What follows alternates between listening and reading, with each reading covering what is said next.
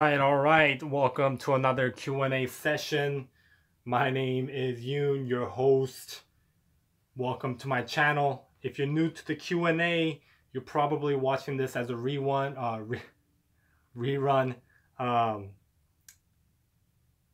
Throughout the video, at different random times, a bunch of people are going to come in and they're going to ask me some questions, and I'm going to select a few questions, and later on I'm going to post separate videos of its own with it. All right. So we're just going to wait for some people.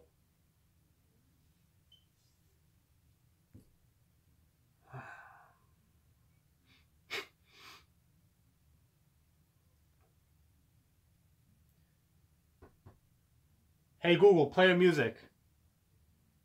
All right, music on Pandora. Here you go.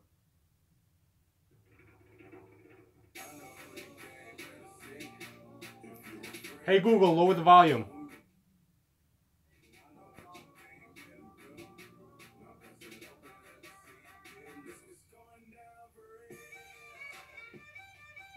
Mick Sailor, what's up? What's up? How are you? Hey everyone, welcome. It's been a while. Yes, I know. Hello.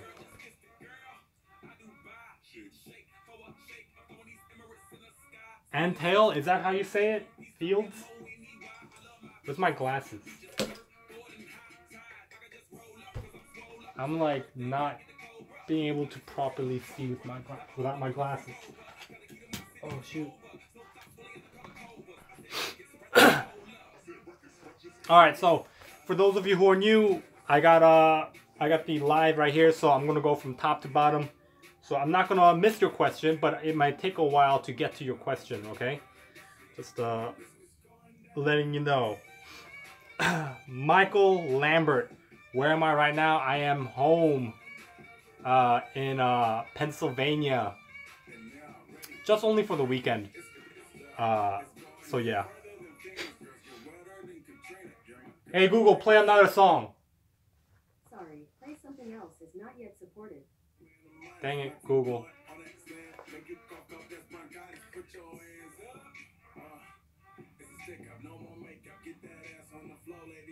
Hey Yoon, I got a question about swim quals. Ralph, what's your question, Ralph? MX, what's up? Kiani, what's up? I hope I said that right. Jack, thank you for your kind words. Favorite YouTuber, means a lot. Long time, yes, it has been.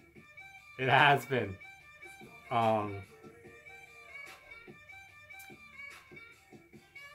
You make third yet, Yoon? Hopefully Mick Sailor this time around in March. I should. You know, I've been in for a very long time. Almost 3 years. I'm gonna be honest, I suck at this like studying stuff. It's just, you know, I left to avoid college and here I am. I'm at my A school, man. Boot camp was crazy. Boot camp is pretty crazy. Hey, you guys will never believe who I met. Oh. This is in the developments. Look at that. You see who that guy is? For those of you who don't know, that is Traveling with Jose. He's another YouTuber. 24 years of age, just like myself. We're doing a little collaboration. It is true there's a group of people that hold on to each other during prone float. Ralph, I'm sure there are, but that is not allowed and it's probably not going to happen. Because when you are doing your prone float, there are instructors, right? You know, watching, making sure the recruits are doing the right thing and they're not hurting each other and not doing anything crazy. You know, I'm sure someone is, you know, who don't know how to swim, thinking they're gonna drown, is gonna grab onto the person next to them. And, you know, when the person they grab on next to them, and, you know, that person's gonna freak out and start trying to grab, you know. I'm sure there are cases like that, but in general, no.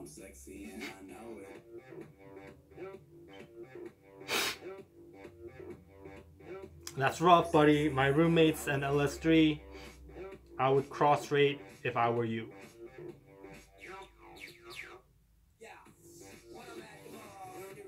Thanks for your service. You got it, Freedom Fighter Fleet. I'm in high school, and would you recommend taking ROTC before going into the military? Kiani, yes. Only because after you finish ROTC,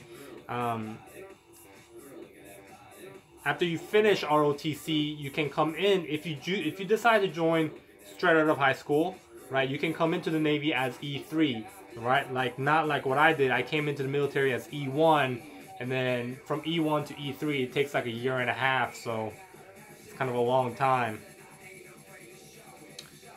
I'm sexy and I know it.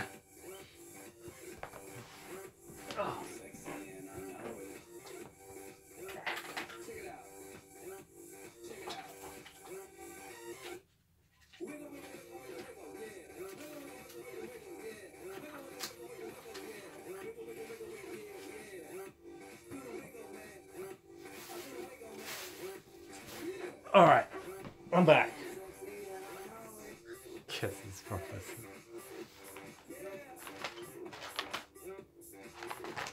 Hey Google, stop. Let me get some paper.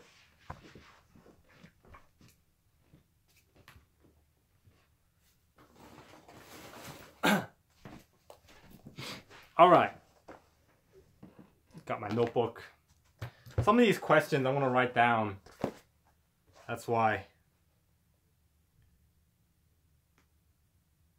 All right.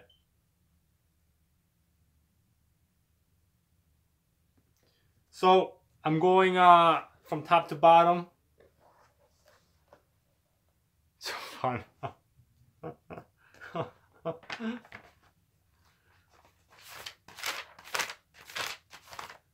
All right.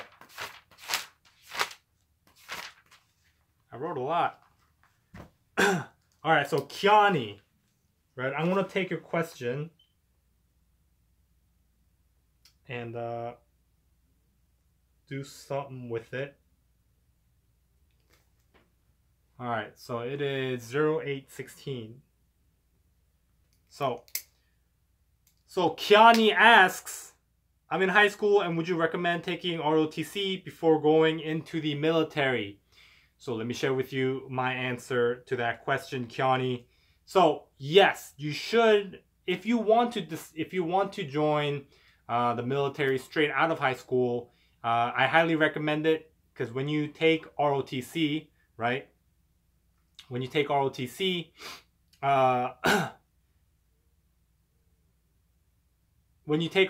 you come into the military as E3. Whereas if you do not, right, if you do not take ROTC coming out of a high school, you're going to go into the military as E1.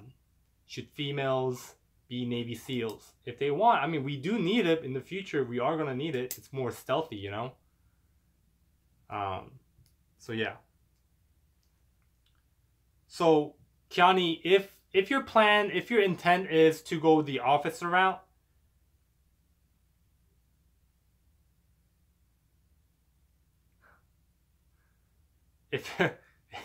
if you plan to go to the officer route, then you don't really need the ROTC, because after you get your college degree, you know, you can apply for OCS and do all that, go that route, and you know, you're not going to really need it. But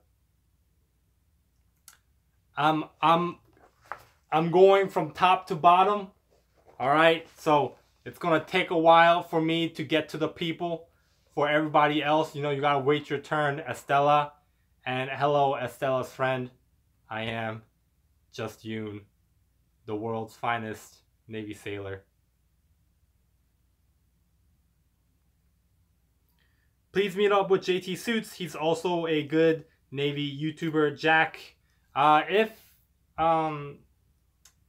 I'm lucky enough, right, I'm around the same area. My ship is supposed to. Hey Google. Hey Google, where is USS Abraham Lincoln? According to Wikipedia, on the 9th of December... Hey Google, raise the volume. Hey Google, where is USS Abraham Lincoln? According to Wikipedia, on the 9th of December 2010, the U.S. Navy officially announced that Naval Station Everett, Washington, was the new home port for the USS Nimitz, replacing Abraham Lincoln, which would be undergoing its scheduled refueling and complex overhaul at the Northrop Grumman Shipbuilding Newport News Shipyard in Virginia, which is slated.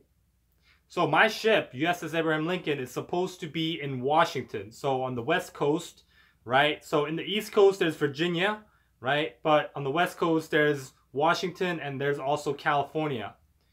Why the eyeglass? MX, I actually need it. Whenever I make my videos, I actually take it off.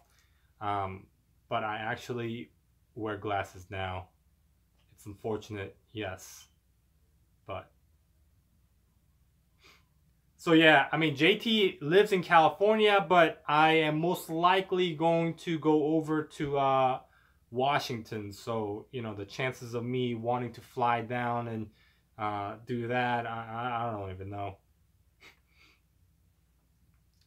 Okay, County ROTC is definitely good. Are there puggle sticks like Marine Boot Camp?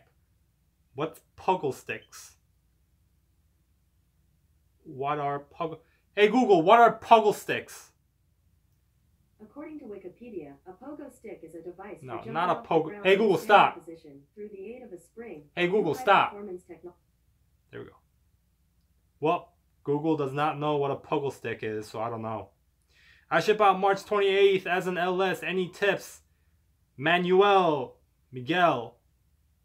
You're gonna enjoy the LS, right? You know, it depends, right? Some you could go to a very crappy place. You could, within that crappy place, you could get a crappy job, and within that crappy place and job, you could work around. You could be working with crappy people, right? You know, that is going to give you a negative experience, like, you know, as it has for me.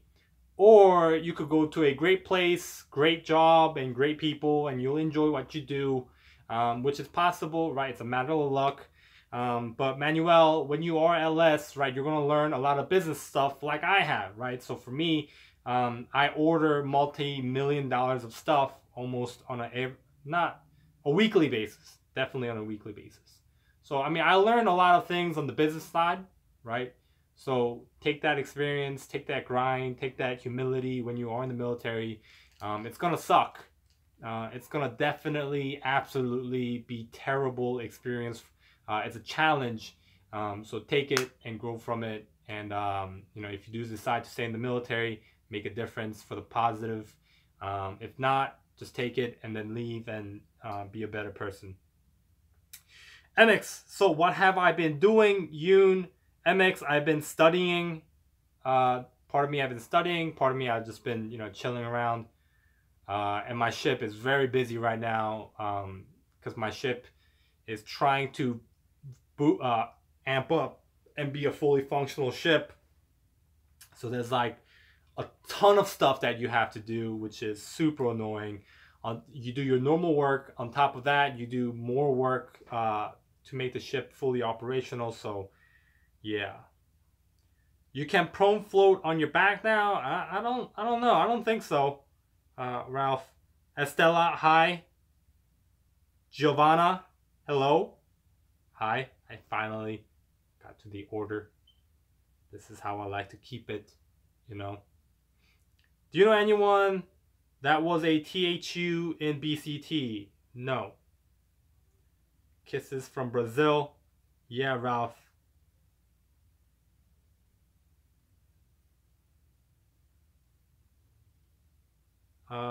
Shit female. Scared to go to MEPS because I have white coat syndrome, aka I get scared of the BP cuff. It says the quality BP is 140. /90. Ferret Asia. I have no clue. Not a clue what you're trying to say. I'm here. How rude.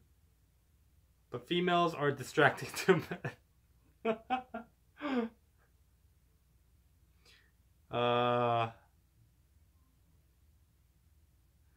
Why the eyeglasses? I explained that. I lived in Florida. Where will I go for boot camp? Kiani, if you are joining the Navy, there's only one recruit training command in the United States for Navy sailors. There used to be more, but now there's only one, which is Illinois. Great Lakes. Raging Bull. Yoon, you are awesome. I want to say thank you for your awesome advices. Thank you. Now I'm entering with great MOS. You are the best, bro. You got it, Raging Bull.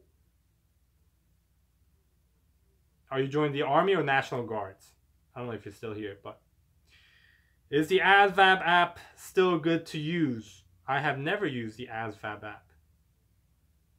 Come show some love to my live stream right now. I could say no. Army. My brother's a medic in the Army National Guards. Andrew McGoogles. Hey Google, play a music. Play a song. Playing some music on Pandora.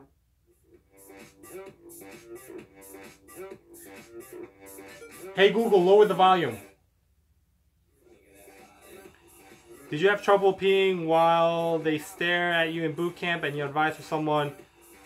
Andrew, no one is really in boot. Hey Google, lower the volume. I think that's low enough. Andrew, they're really... You know what? I'm gonna make that a question. All right. 1729. So Andrew asks, do you have trouble peeing? No, I can't have this. Nah, it's fine. All right. So Andrew, right? Hey Google, stop. I'm very back and forth with Google.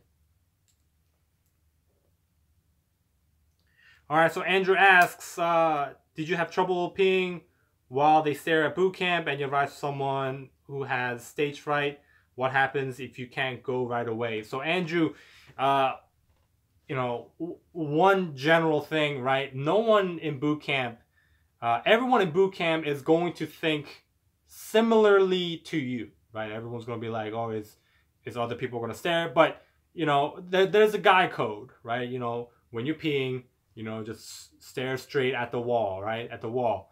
From my experience, right? From my experience, I can tell you that there is not a single guy that I know that is out to look at other people's private parts, right? So like when you're, you know, you're taking care of your business, no one is there going like, you know, like looking at other people, you know.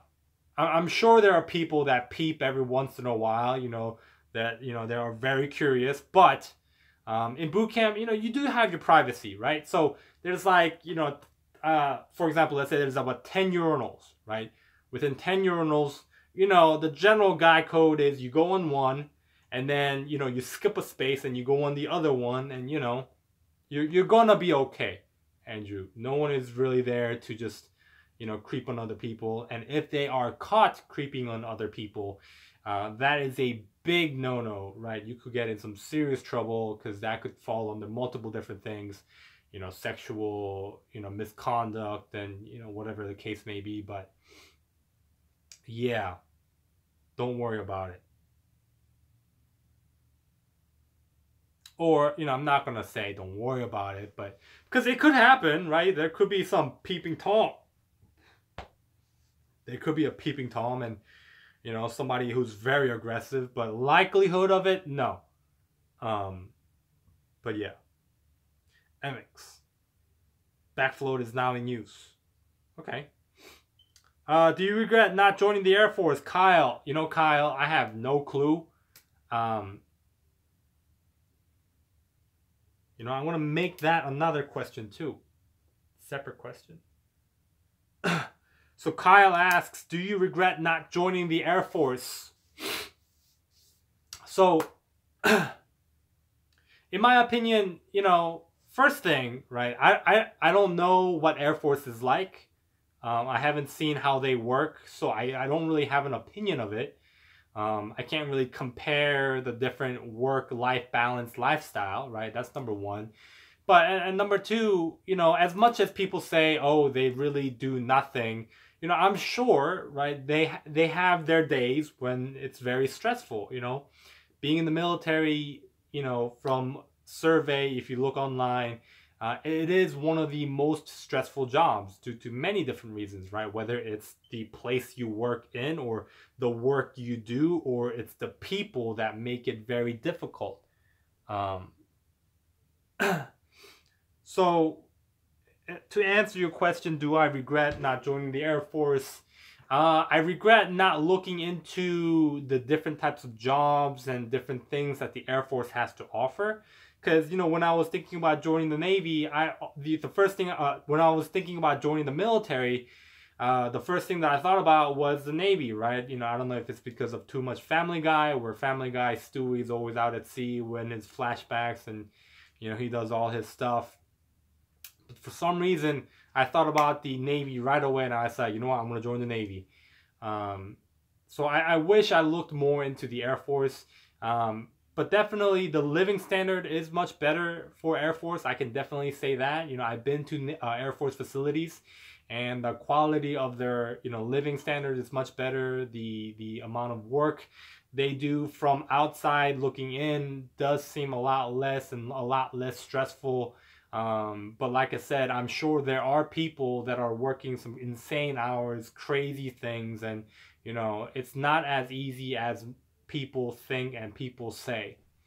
So, to really answer your question, Kyle, do I not regret joining the Air Force? In a way, yeah. I think I should have joined the Air Force. It's more along the lines of what I like to do. This Navy thing, being out at sea, you think it's cool and amazing, but actually when you're actually doing it, it's pretty rough, it's pretty hard, it's pretty challenging, but it just makes me a better person. So yeah. 23.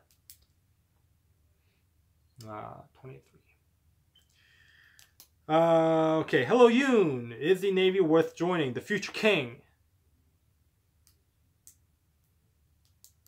The future king. 23, 21. So guys, if you're just joining in right now, I am going from top to bottom. So you're leaving me comments right now. I'm gonna get to it, right? I'm gonna answer every single comment. I'm not gonna skip any, but it just might take a while for me to get to your question. All right. I'm back. It was broken, but now here I am.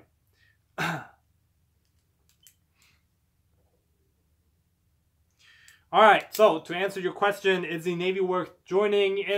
It's not just the Navy. In general, the military worth joining? Yes. Now, in my opinion, right, if you are more gung-ho, you're interested in guns, you're interested in combat, and, you know, all that type of stuff, then, you know, look into being in the Marines and the Army. Now, just because you join those two branches doesn't mean that's what you're going to do, right? There are some people that join and never see a day of combat. They're trained for it, but they never see a day of it, right? And like so in the Navy and in the Air Force, the likelihood of you actually being boots on ground in combat is less likely, right? Less likely by a huge degree. For the Navy, at most, you know, you're going to be on a ship on deployments within a ship, and your ship might be getting fired at by, you know, foreign people, right? There are ships that we send to the Middle East in a very tight little river or whatever, canal, whatever, and there are some foes, some people firing, shooting guns at the ships, right? And sometimes the sailors are given the opportunity or the order to fire back or to defend themselves, or, you know, whatever the case may be, because, you know, the ship just can't be taking hits all freely. And Air Force, I don't know exactly what they do, but, you know, from what I hear, you know, it does get stressful when you are, you know, in the Air Force. I'm sure they do a bunch of different things, drones and aircrafts and stuff like that, but, you know, making sure everything's operational, doing maintenance, and making sure everything is running, it's on time, and, you know, making sure everything's great. It does get stressful, but in terms of to answer your question, the Future King, in terms of the Navy specifically, yes, it's a pretty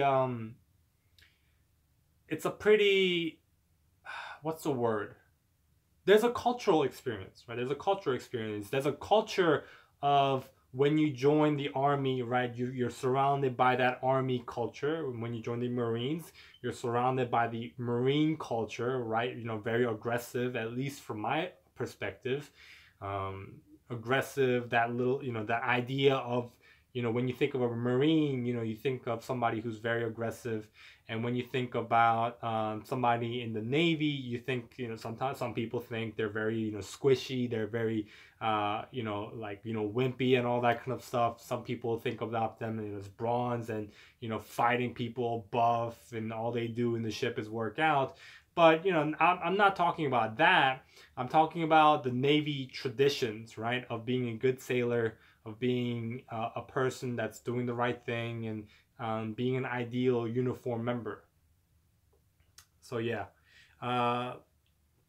is it going to make you a better person in general, as long as you have positive perspective and you go into the military knowing that you're going to be humbled, because the amount of work is very stressful, and the amount of work that you have to do, you're told to do, you're forced to do, you're not going to want to do, but you have to do it, and every day is a constant struggle, and it's going to humble you deep down inside. And so is it worth joining? Yes, because at the end of it, it's going to make you a better person. 28. All right. What jobs in the Navy would you recommend? Kiani Hall. Kiani, in my opinion, okay, hold on.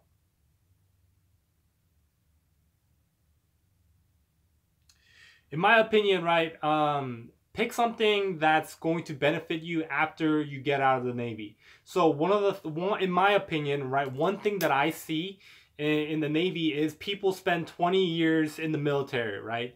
And for example, they work on something fixing aircraft related, and they get stuck in that rate, and they, you know, next thing they know, they do their first 5 years out at sea fixing aircrafts, and then the next 3 years on a shore duty, you know, they enjoy and relax and go to school and do whatever they want. They're 8 years in, they go back to sea, and for another 4 years, they're 12 years in already. And by that time, some people do not want to switch rates, even though they really want to do something else. So it gets very difficult, it gets very hairy. So what I'm trying to say is, when it comes to trying to pick a job, when it comes to trying to pick a specific rate, pick something that's going to be of a good transition for you, something that aligns with your values, something that you can actually use. Because I know people that do 20 years in the military, right, fixing aircrafts, and by the end of it, they hate it. They hate what they have been doing for the last 20 years. They don't want to be in the military. They hate being in the military, but they are in the military because of the benefits, right? And after they get out of the military, now what are they going to do? They don't want to do anything related to the military. But, you know, will it help them if they did? Yes, right? Because they spent the last 20 years accumulating so much things about the military and how it operates and how it runs. But at the end of it, there are people that do not want to do anything related to the military, and now they don't have a trade, right? Because they spent, you know, let's say they joined at 20 and they get out at 40. Now they spent their 40 years of age, and now they have to start over. So pick a rate that's going to make sense for you. So for example, for me, ideally I wanted to be a mass communication specialist at MC, right? Where I take pictures, record videos for the shift, for the crew, and create stories, and, you know, share that with people. And, you know, one of my biggest interests is creating a YouTube channel. It would have very aligned with what I wanted to do, right? But my recruiter lied to me and said, hey, you know, MCs are filled. You're not going to be able to get it. It hasn't been open for 9 months, and you're not going to be able to get it for another 9 months, which was a complete lie, right? And so I got stuck with being a logistics specialist. Now I don't mind. Now I don't mind being a logistics specialist, right? I learned a lot of things in related to business, but it would have been much, much, much beneficial for me in terms of my career if I was a MC compared to a logistics specialist. Or if not, right, I would have loved to be a CTI, specifically in the Navy. Or, you know, I'm sure the Army has one, and I'm sure maybe the Air Force has one, where interpreters, right, people join the military, get sent to school to learn a different language and be able to translate documents, and be able to translate in front of people, you know, from one representative to another representative, you know, interpreting. So I think that is a very interesting rate. That is a very interesting thing that you can do. I would have loved to be a CTI for Korean. You know, I can master my Korean. I came over to the United States when I was 8. So I'm able to speak Korean, but not a high level degree. So yeah.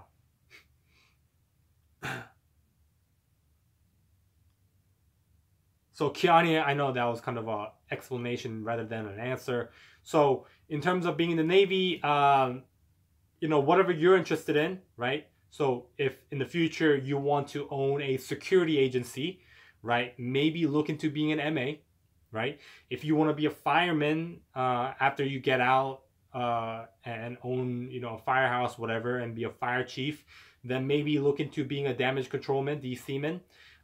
If you're looking into fixing computers and all that kind of stuff, maybe look into being an IT. If you're interested in music, your music is your field of interest, look into being an MU. If you are interested in how supply chain management, right, logistics specialists, like, you know, working for Amazon, UPS, you know, making sure the trucks get delivered on time, you know, different routes and supply, how supply moves, then, you know, look into being an LS, or, you know, if not, being a supply officer.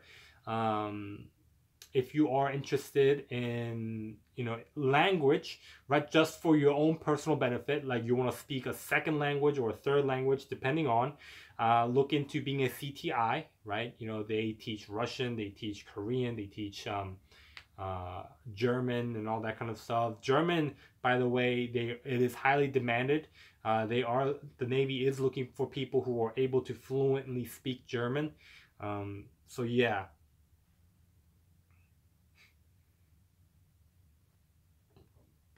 The future king. If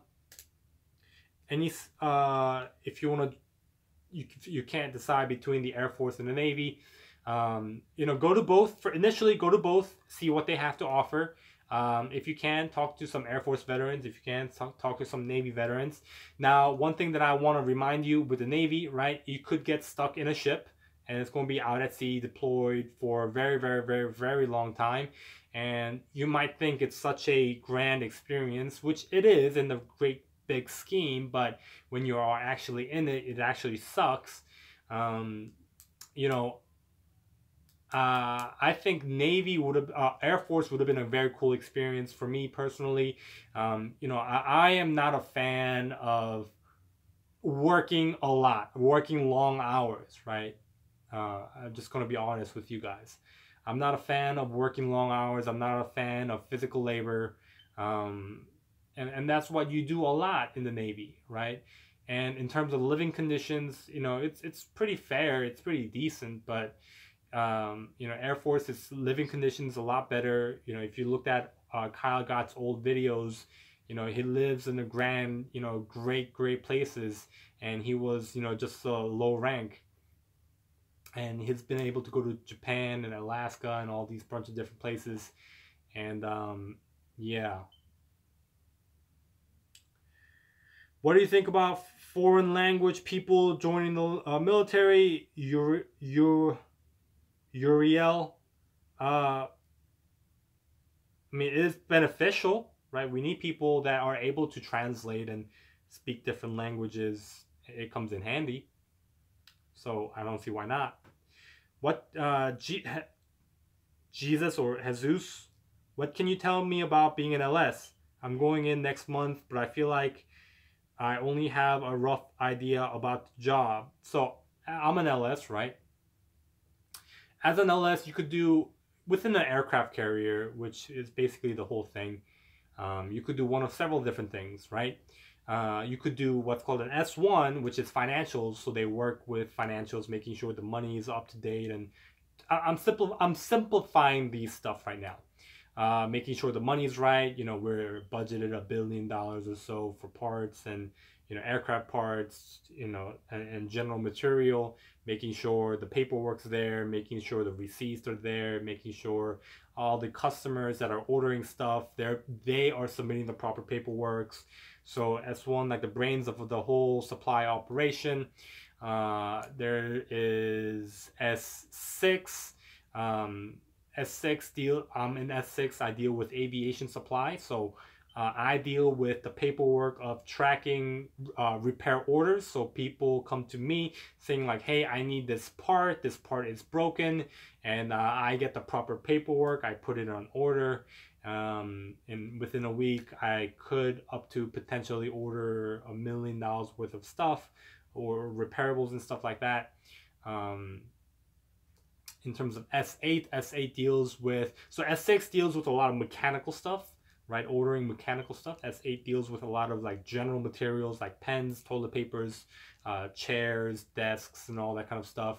There is S11 or S13 hazmat, right? Paint and, you know, like hazardous material like paint and fumes and all that kind of stuff.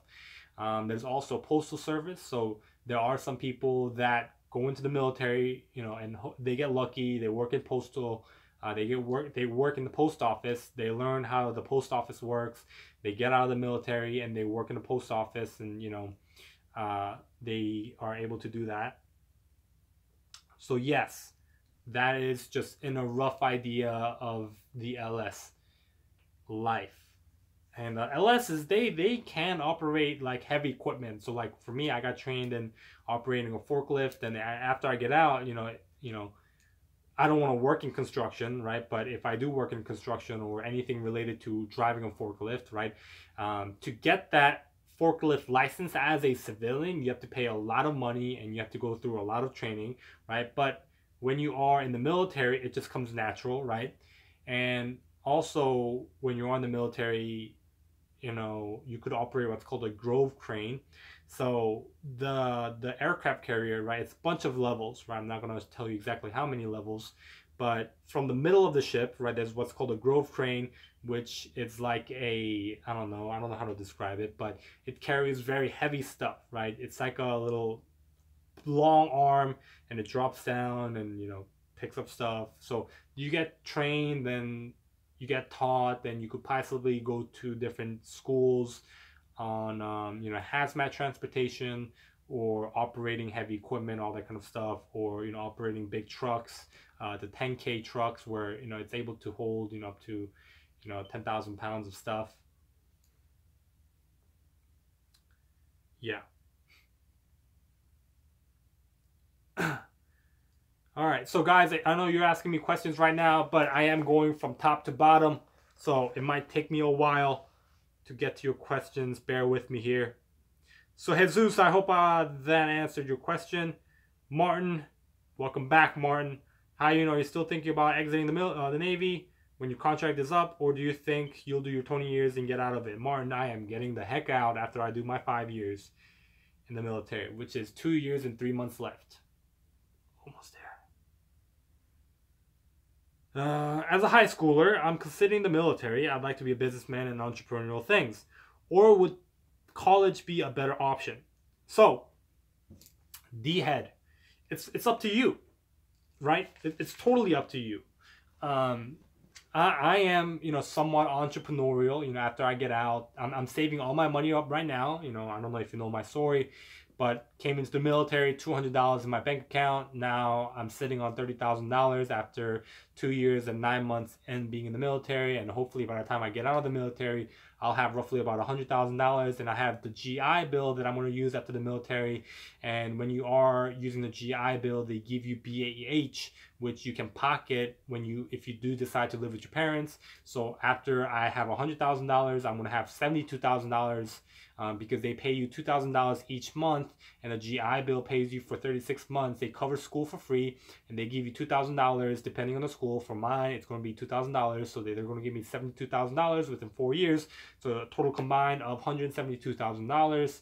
So with that, I'm definitely going to start a business. I think I'm looking more into dry cleaning. My parents are dry cleaning people. My mom does tailoring. My dad does pressing. So I want to own several dry cleaning businesses, and at the same time, I'm going to travel, which it's a grand plan. It's going to be unfolded in the future. But for now, to answer your question, when you are thinking about this entrepreneurial thing, if I was to do it with what I know now, I don't know if that's going to help, but to give you some ideas, right? I'm going to share with you two things, right? The benefit of joining straight out of high school and the benefit of getting a college degree and then joining as an officer, right? The benefit of joining straight out of high school, you could do exactly what I'm doing, right? You join the military straight out of high school, you're 17 or 18 when you join, and you have a 4 or 5 year contract, right? Let's say 5-year contract. And when you are in, save as much money as you can and learn how to invest. And within those 5 years of being in the military, right, save all your money, or as much as you possibly can, right? Don't spend it on shoes. Don't spend it on BMWs. Don't spend it on the newest iPhone or Samsung phone. Don't spend it on, jewelry, clothing, Louis Vuitton backpacks. I see so many people spend their money on that, which there's nothing wrong with it. That's what makes them happy. That's fine. But, after they get out of the military, now they're in trouble, right? So when you are in the military for, let's say, 5 years, save as much money as you can. Ideally, right, you could at best get out, at the worst, right, save $10,000 each month, get out with $50,000. But at best, you could do almost what I'm trying to do, is get out of the military with $100,000, right? It's not all the money that I'm saving, it's the money that I'm saving and also investing. So when I joined the military at the age of 22, 2 years ago, 2 years and 9 months ago, I started learning how to invest, right? So right now, next month, April, is my 1 year mark in investing, right? And within my 1 year, I've been able to make right about, round up, $7,000. So that's just me starting out, trying to figure out how this thing works. So I'm going to try to go more aggressive. Yeah. So hopefully I can get out with $100,000, and hopefully if you join straight out of high school, you can do the same. And if you are entrepreneurial, after 5 years, you join, let's say at 18, you're going to be 23, you're 23 years of age. You're going to be using the Montgomery GI Bill, and the school's going to be paid, and the military is going to give you money, and then you can pocket that money and have a lot of money. Like I said before, $72,000 if your school offers $2,000 BAH, basic allowance for housing. And you can start a business, you can invest. Money gives you options, and options give you power to choose. Okay, so yeah. And if you want to join straight out of college after you graduate, then you can go the officer route. You accumulate the knowledge of leading a team, right? More business developed, business focused. And and you can save a lot more money when you're an officer, right? They get paid almost twice as much as the enlisted. So yeah, I hope that helps. MX, have you switched to a blended retirement system? No. Should I save $1,000 a month for 42 months so I could get down payment on a house? Brandon, that's... Do you want to become a shellback? I think I will be at one point. Unknown profile. Are there threesomes on the boat? Not that I know of. And M, does LS get shore duty? Yes, LSs get some of the best shore duties. LSs are needed everywhere. Supply is needed everywhere. Some of these, like aviation rates, you don't have a lot of options for places to go, right? So for example, let's say your job is fixing aircrafts, right? Your job, because it's fixing aircrafts, you're going to be going to a place that's related to aircrafts, and not all places in the world are, have aircrafts, right? So you're not going to be able to travel and go to as much places. LSs, right? Every facility, every places need a pen. Every places need, chairs and desks and office furniture. So LSs can go anywhere. When you go to MEPS, can you get the rate that you want? My recruiter says he can't guarantee it, but one of your videos says we can. Skylab. So, I don't know exactly how this works, right? I'm not a recruiter, but generally, how the recruiters want to do things is some rates are over. They don't need to recruit some rates, right? They need to recruit some other rates that's needed by the Navy. So, for example, let's say there's a million LSs, right? There's a million LSs. We don't need LSs anymore, right? We have a million of them, but we only got 5,000 CSs, right? We need people cooking our food. They are going to try to lead you from being an LS to being a CS. Okay, that's what they're going to try to do, and they're going to say and do whatever it takes for you to try and fulfill the needs of the Navy. At the end of the day, if you really want to be for example, in this example, LS, right? They can't deny you from being an LS, okay? They can't say no, because then what you can say is, all right, then I'm not going to join, right? They're going to try to steer you away, okay? Now, do some places fill the quota early on and they're trying to look to fill another quota? Yeah, there are. But I'm just telling you right now that you can get any rate that you want. What branch is less likely to get shot? I would say Air Force, Navy, and the Coast Guard. Well, being in the military, right, you could get shot in any places. Army and Marines, I'm sure. Some Army and Marines, right, there is a high potential, right? But, not all Army and Marine people ever see a day of combat, right? And all branches, right? Within all branches, right, there are people that never see a day of combat, and there are people that see combat, right? Because I'm in the Navy and I'm in the ship, it doesn't mean that I'm not going to get shot at, right? I have a friend, right, who's been in a smaller ship going through, the Middle East, and she's been shot at, right? So, and I'm sure it's the same thing for the Air Force, right? Air Force, I'm sure it's less likely, but, the potential is there at any moment. If you're at overseas and you're at a base, you never know what's going to happen. But to answer your question, Coast Guard, Air Force, and Navy.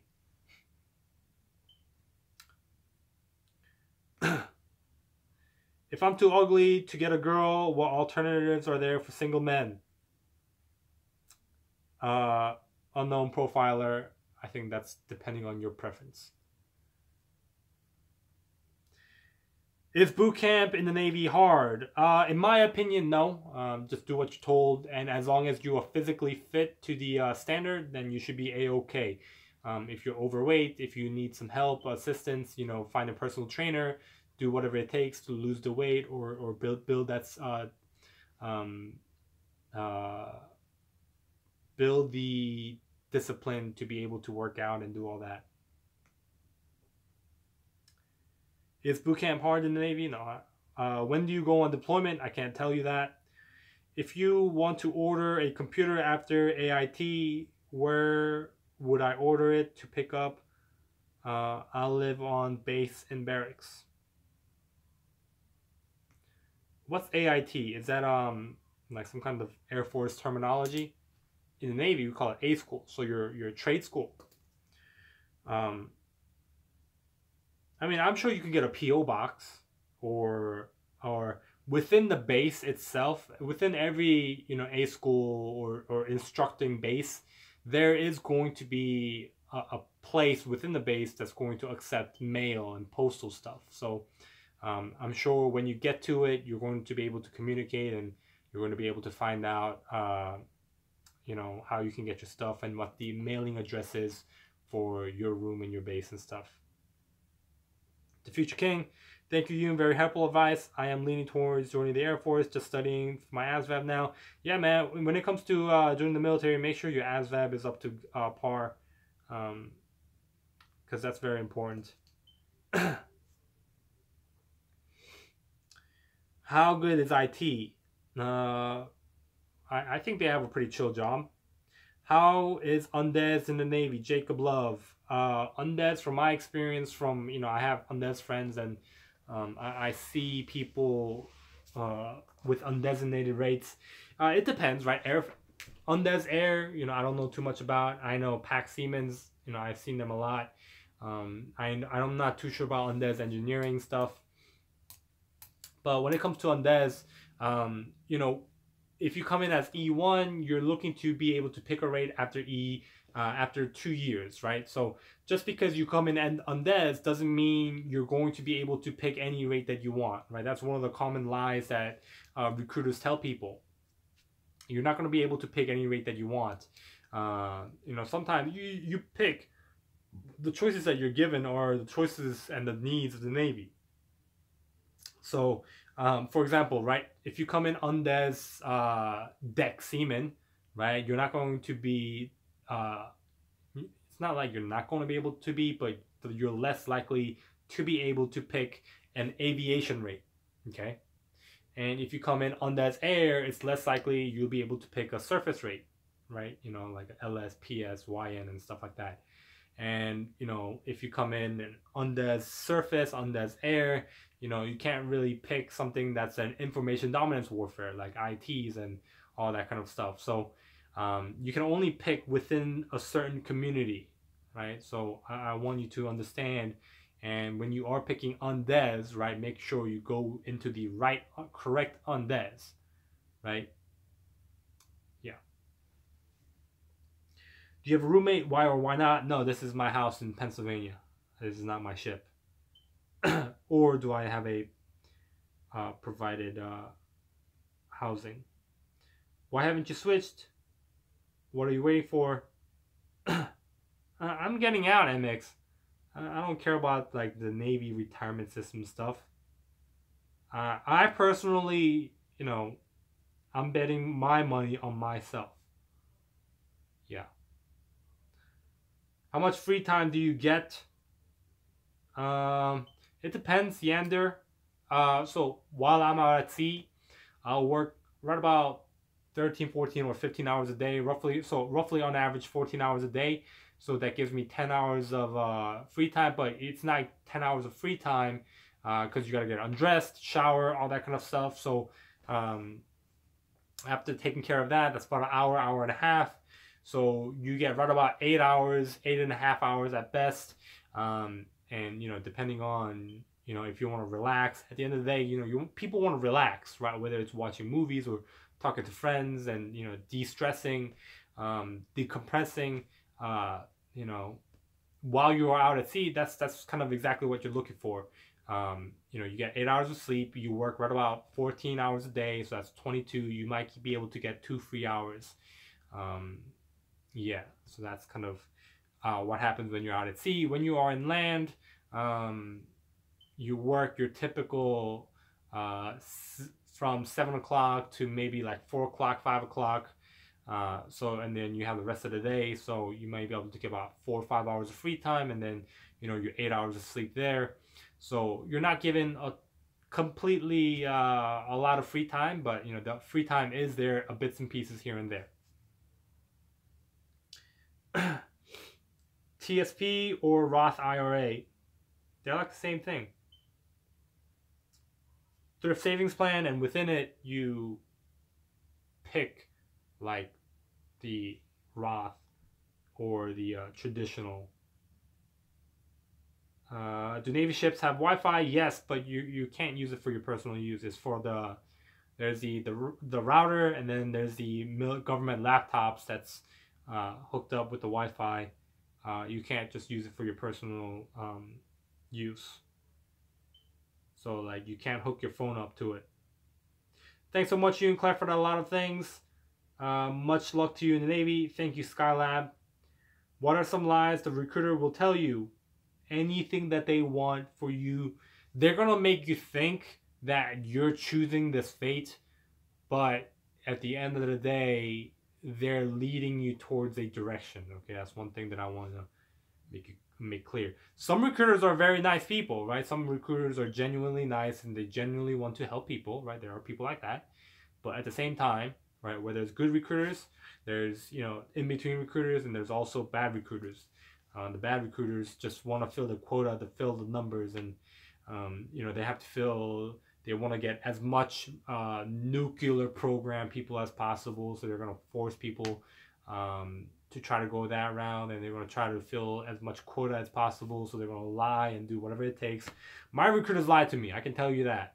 My recruiters lied to me. They did not steer me in the right direction, and they did me wrong. They did me dirty. So that's why I'm making my videos, to help people and expose these bad recruiters and help as much people as I can, even if it's a handful of people at a time. And I can't, and you can't blame the recruiters at the end of the day. That's their job. They want to go home at the end of the day, and sometimes for them to go home, they have to fill numbers. So yeah.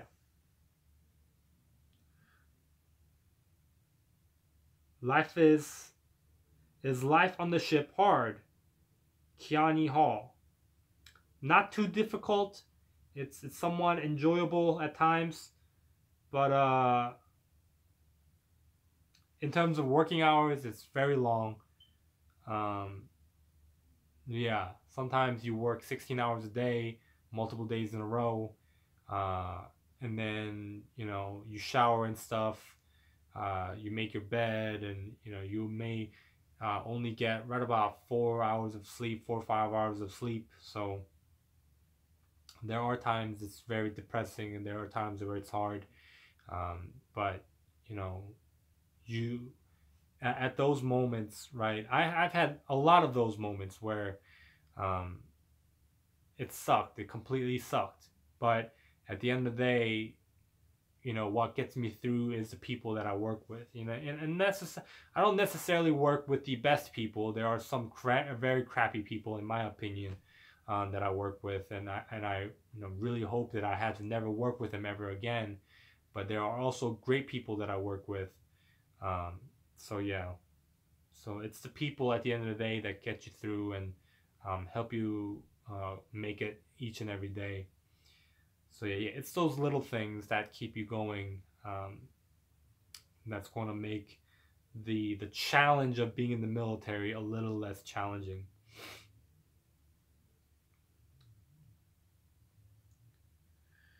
Skylab, one more thing, Yoon. Did you have to send a copy of your reunification papers for your security clearance, or was that not requested? Skylab, I have not a clue what you're talking about.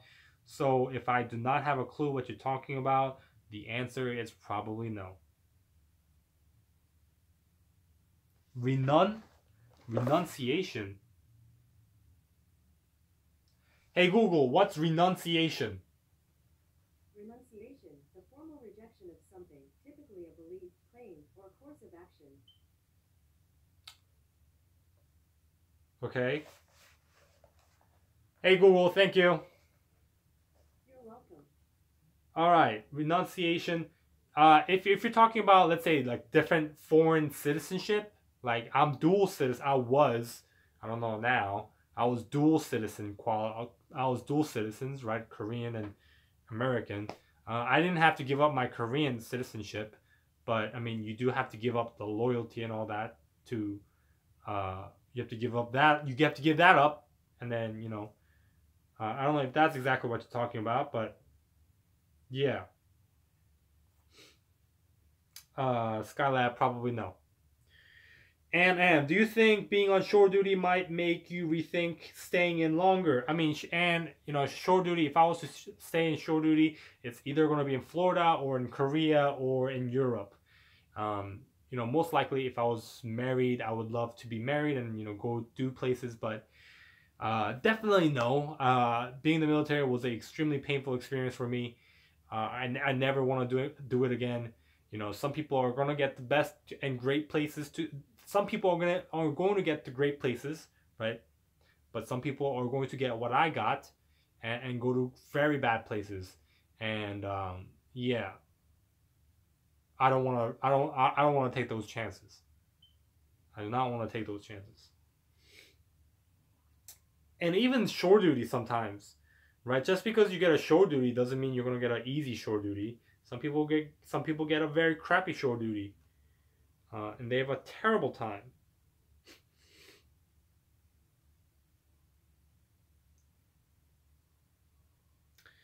Okay.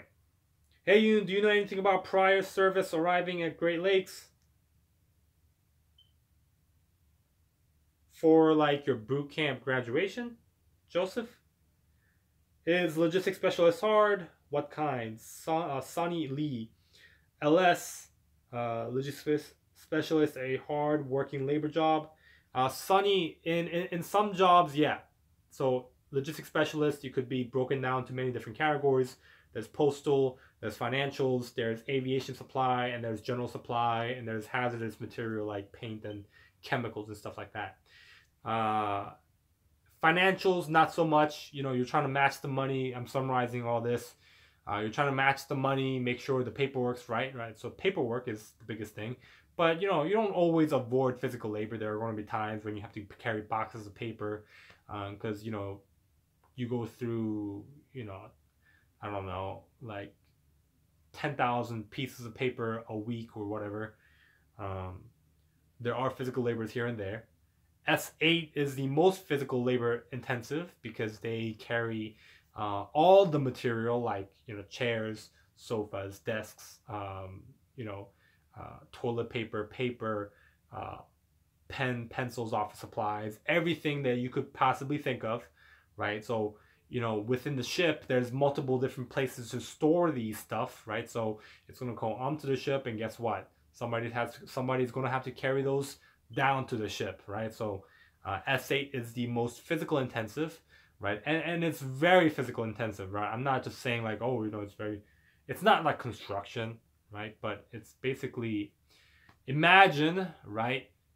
One thing I had to do was I had to carry, I don't know, like 30 cans of paint from the 7th floor all the way up, get out of the ship, go down about three stories, and then go to my car, load it, and do that for 2 hours straight.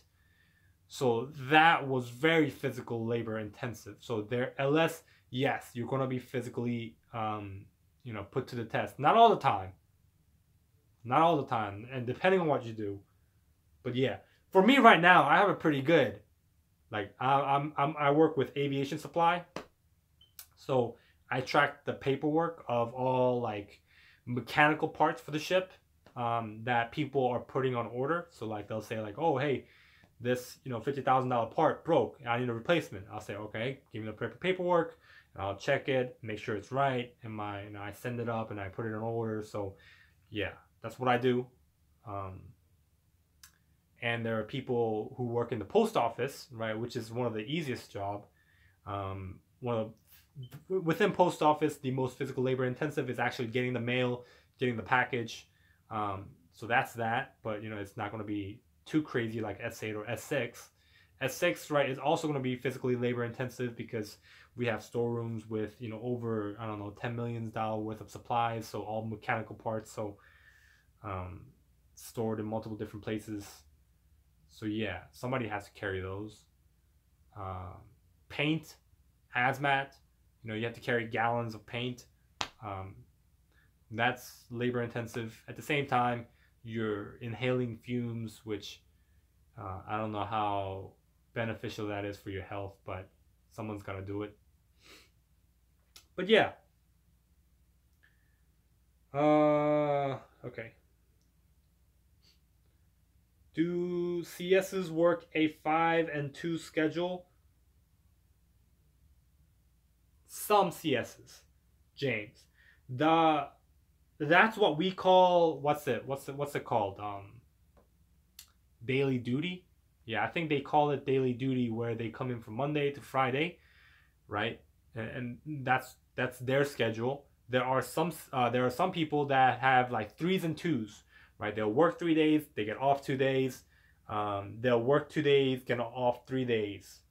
So 3s and 2s, and they rotate.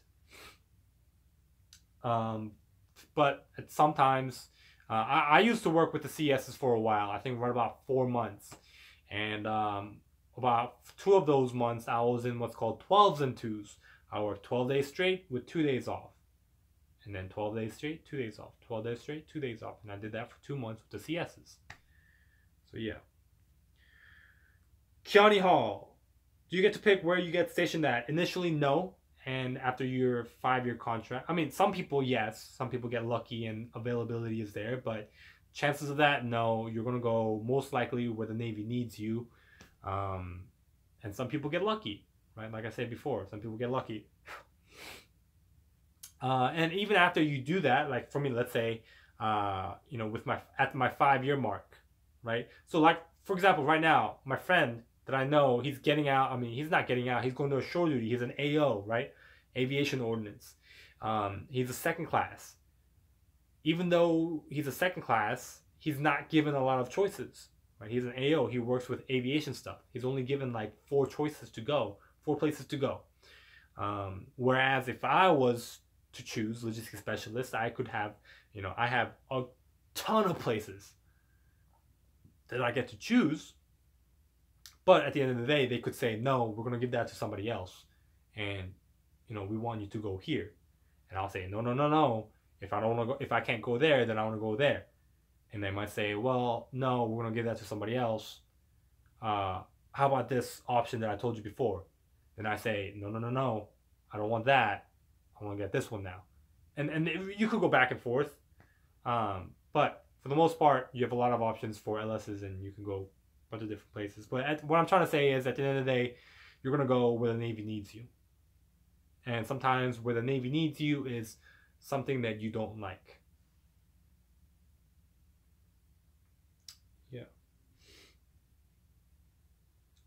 Yeah. Jack Mandel. Wait, I'm sorry. I missed what you said about Wi-Fi on ship. What was the answer? Jack, we do have Wi-Fi, right? We have Wi-Fi and we have laptops where the Wi-Fi is connected, but you're not able to use it for your personal use, so you cannot connect your phone or laptop or whatever, your personal laptop on it to the government network. Sonny, you got it. Any advice for a prior supply Marine coming into Navy supply LS community? Any advice in general for a Marine that is going to be a Navy sailor, like culture change advice? Joseph, if I was in your shoes, I'm trying to think, put myself in that situation. Let's say I'm going to the Army. No, let's say I'm going to the Air Force as their supply officer, whatever. I mean, it's whatever, you know, it's whatever. It's kind of cool in a way, right? You know, you're coming from Marines to a Navy. You most likely you're going to be in a ship, so it sucks right there in the beginning. And the terminology is going to be different, the different forms. I mean, if the forms might be the same, I don't know, because we're still in the Navy umbrella. But the terminology is going to be different. I don't know how much, I don't know so much about the Marines, but in terms of the Navy, there's a lot of brats, right?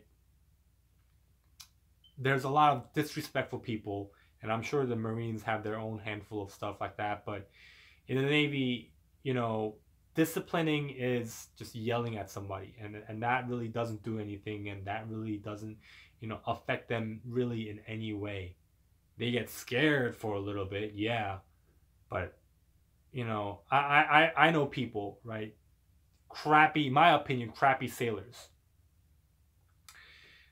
When you do something wrong, right, and you purposely do that thing wrong, you get what's called a counseling chit, where your leadership and you sit down and the leadership explains exactly what you did wrong, and they counsel you, right?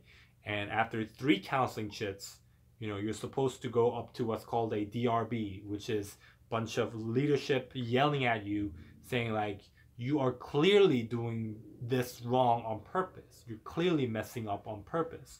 You need to get yourself straight, right? And after DRB, if it gets to a more extreme level, it continues to happen, then you go get what's called a captain's mass, right? When you get a captain's mass, you could get reduction in rank, or you could get your pay cut in half, or you could be put into the brig, or you could be stuck on the ship for 45 days, whatever the punishment may be for however severe the actions were. That's the ideal structure of how the discipline system is supposed to work. But that's not how it works. And that's one of the most frustrating things that I've had to deal with and that I see within the Navy, right? There are people with like 7, 8, 10, 12 counseling chits. Never went to DRB. Never went to captain's mass. Continue to not do the work. Continue to be a crappy individual. Continue to represent the military in a negative way. And they get away with it. So that's one thing that you're going to have to deal with when you are in the Navy. I don't know how it is for the Marines, right? I don't know whatever the discipline structure is. I don't know if it's effective, if it's not effective, but yeah. That's the biggest thing, man. I really don't want to stay in the Navy just because of that.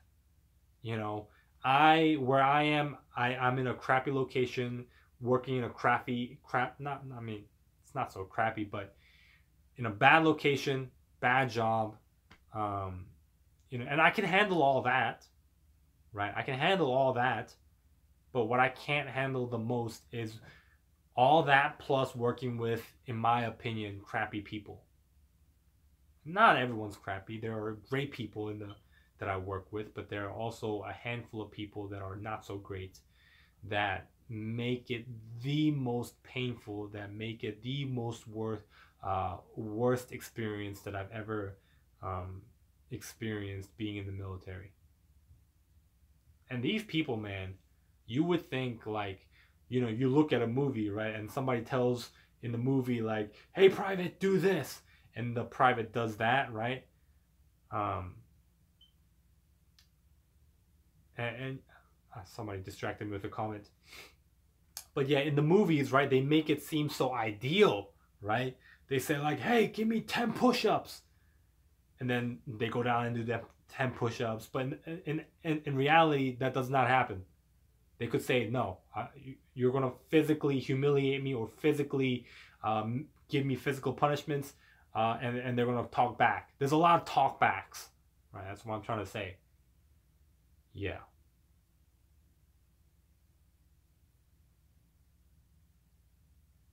All right. How do you use your personal laptop on the ship? You lay down in your bed, or you go to your private area where, in the library or in an office, and then you get your laptop, play games or whatever that does not involve plugging it into the internet in the ship, and you're okay. Sounds like you had a bad COC. Fat Boy Deluxe. What is COC? Hey Google, what is COC? According to Wikipedia, Clash of Clans is a freemium mobile Clash of Clans. game developed and published Sounds like you had a bad Clash of Clans. I don't think that is it. Hey Google, raise the volume. Chain of command. Oh, I should have known that. I should have known that. No, Fat Boy. I have a great chain of command. You know. Yeah, and I've always had a great chain of command, but I haven't had the great people that I work with. Yeah. Like they're kind, right? They're nice. They let these people go on because they're trying to build them and help them, right?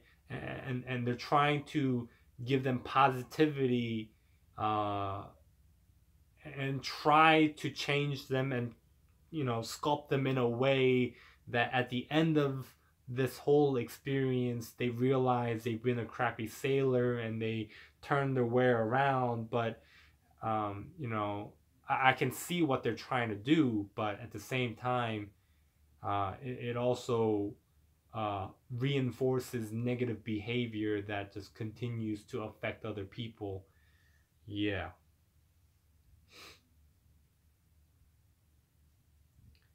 Yeah.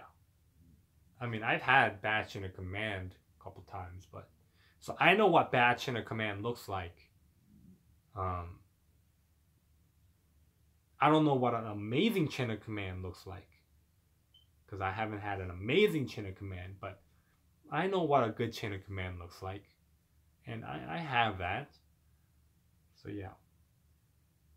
So it looks like it's pretty dying down. If you have, you know, there's 20 people here. I'm about to close it out soon. So if you have a question, ask it now. I'm gonna close it out pretty soon. Yeah. Should I join the Navy after college? If you want, Thomas, it's up to you, man. At the end of the day, in my opinion, you should go into the military, being an officer. In my opinion, better experience, and you get twice the amount of pay as you do compared to your enlisted. You know, we'll look it up right now. Let's see, Navy enlisted and officer pay.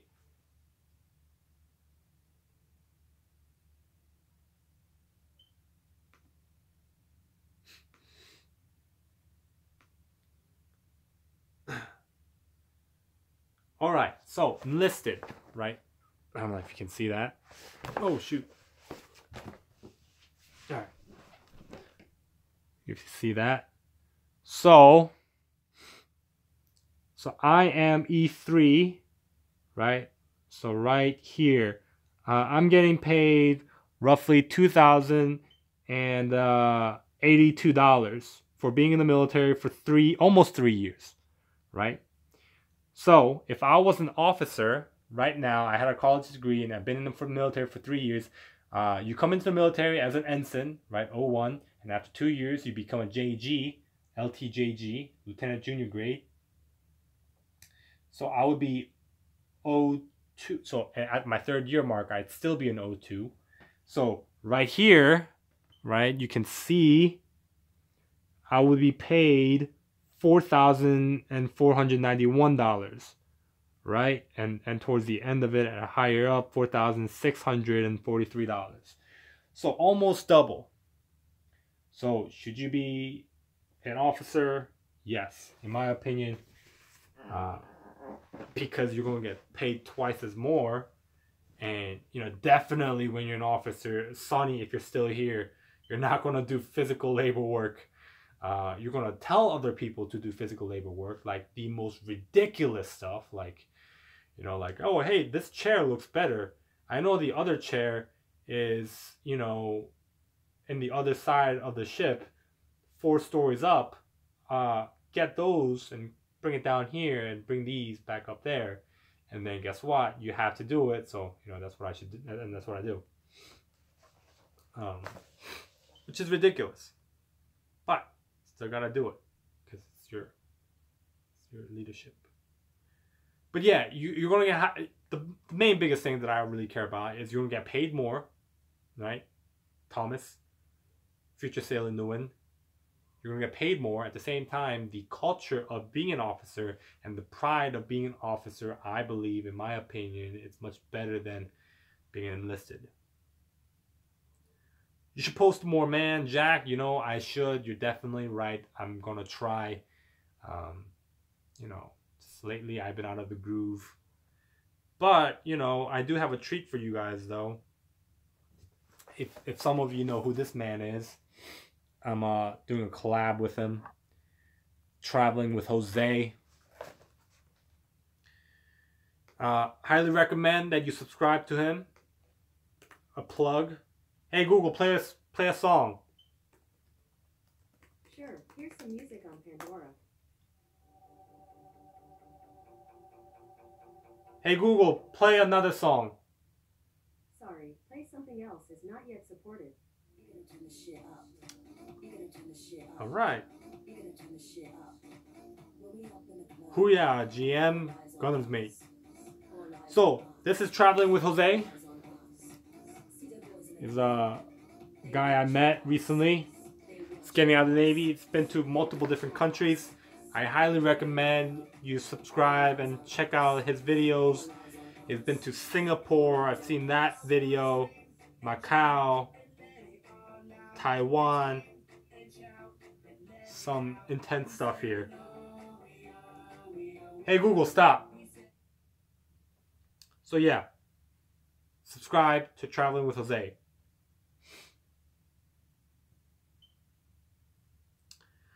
I am considering Navy as a PO3 since I'm a corporal coming into the Navy as a PO3 corporal in the Marines.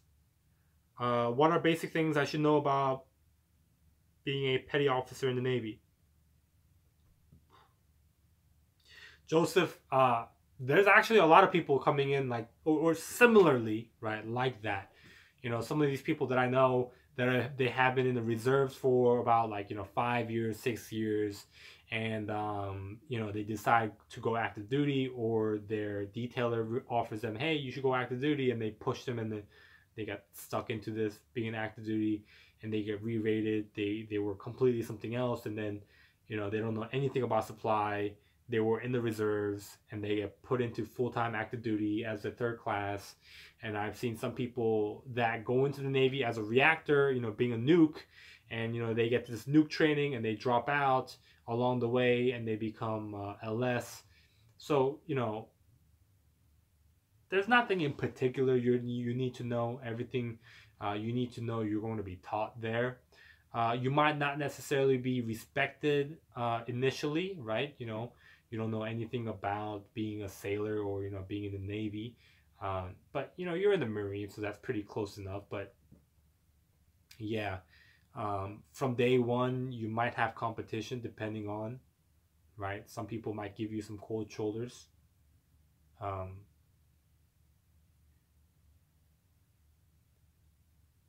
But, yeah, Joseph, just, you know, the biggest thing that I said before was there are some disrespectful people. So that's the biggest thing that you have to deal with in being in the Navy, in my opinion. Just disrespectful people. And that's it. You know, there's crappy work, and there's crappy challenges, and you have to overcome them no matter what. And, you know, you're going to be able to overcome them, but the thing that's most stressful is the people. Second year college student, what is your advice? I don't know if I should go to the Army or what I should do. Yander.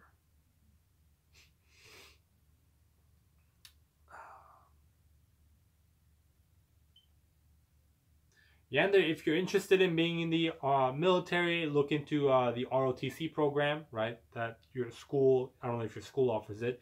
Maybe a school at another place might offer it, right? You know, try to join them, see how it's like, if it aligns with your values.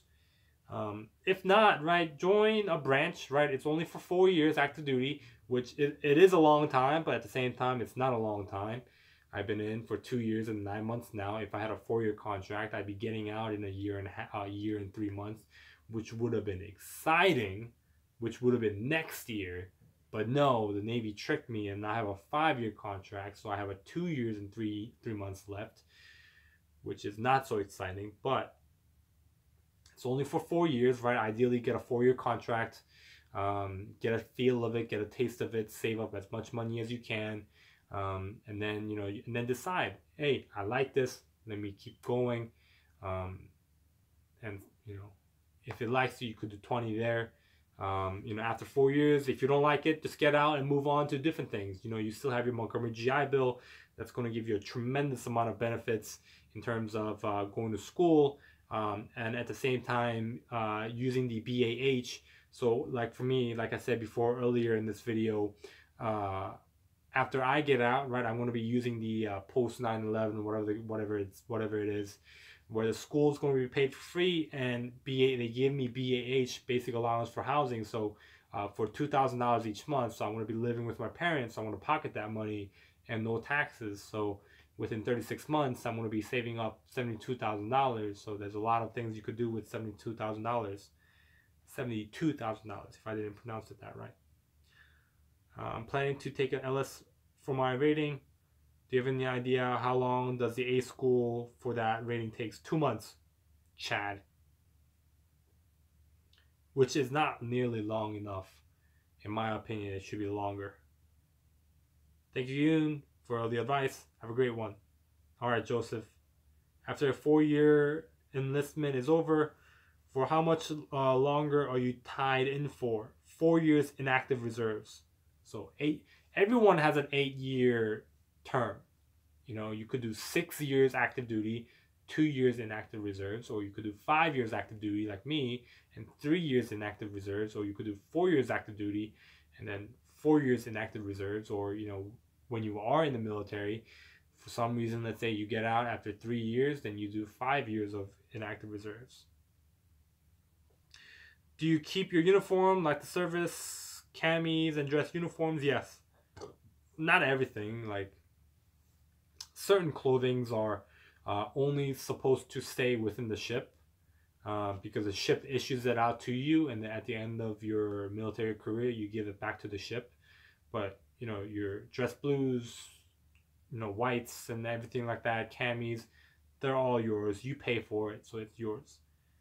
Chad, you got it. All right, guys, so I have 1 minute and 30 seconds. If you have a last minute question, ask me it now.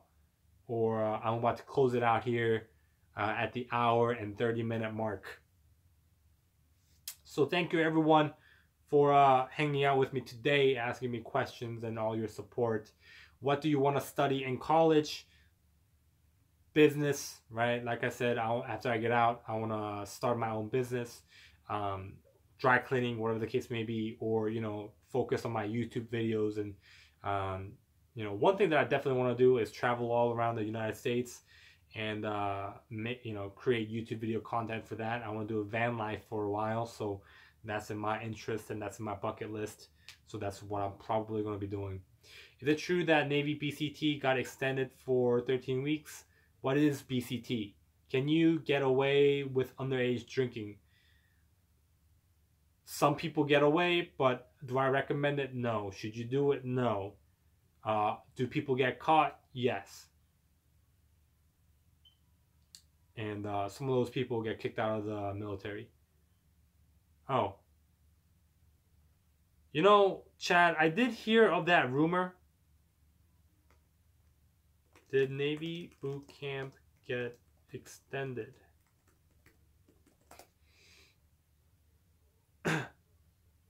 Major changes to Navy boot camp, now 13 weeks. I haven't heard that to be the case yet. I think that's just a rumor. In my opinion, should they do it? Yes, I do believe in that. 2 months in boot camp is not nearly enough. Some people, that's why there's so many disrespectful people. Just, the the civilian mentality never gets kicked out of them just in 2 months. So 3 months or more, you know, I agree with that. Favorite MRE? I think I've had tacos one time. I have an MRE video. I've only had 2 MREs, but yeah. Real quick, what's your favorite branch? Gotta go with the Navy because that's what I'm in. I'm prideful. Favorite Kappa? It would be what is it? Master rank. What's the thing that you say all the time? Master rank, Grandmaster, Champ, something like that. I don't know.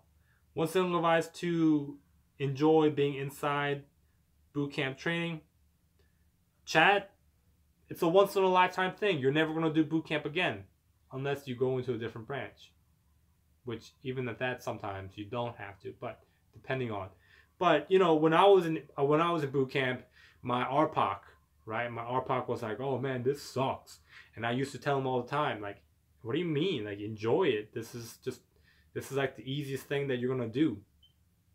So when you're in boot camp, right, enjoy it, and you're gonna be given a little binder. You know, I highly recommend writing stuff in it, like, you know, day 1 of boot camp.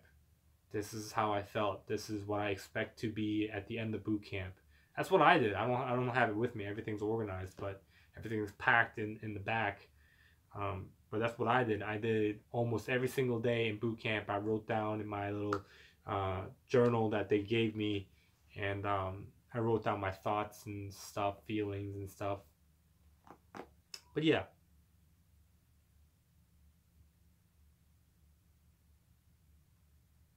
I don't know if that even answered your question, Chad. So one single advice to enjoy being inside the boot camp training. Okay, I got it. Be an RPOC. Take leadership position. RPOC, AROC, Master at Arms. Having leadership position is going to give you a great experience looking back. When you are in that moment, right, it might suck. When you're RPOC, you're yelling at people saying like, "Hey, you're supposed to do this," and people are gonna be talking back like, "Hey, you're a nobody." And then you know, once you go through the whole thing and you're looking back, you know, many years later, you're gonna be like, "Oh, it's pretty cool." Like when I was in A school, right, I was kind of the RPOC of my fleet of like 100 people, and I was leading them in cadence, and I was leading them in the march, and you know, cool experience. Highly recommend it. So yeah,